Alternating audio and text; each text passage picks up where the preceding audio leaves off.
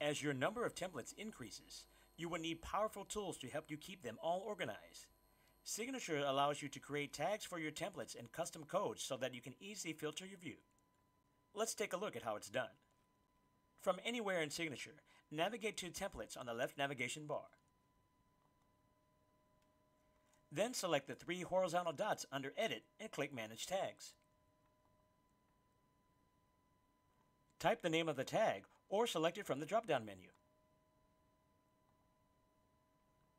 Click Save and you will be able to assign the newly created tag to other templates.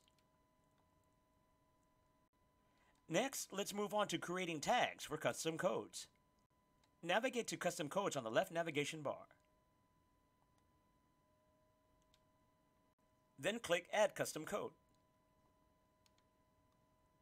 After filling out all the necessary information in the custom code, navigate down here to Tags. Type the name of the tag and select it from the drop-down menu. When you're done, click Save. And that's it. Managing your tags is just one of the many exciting features with Signature.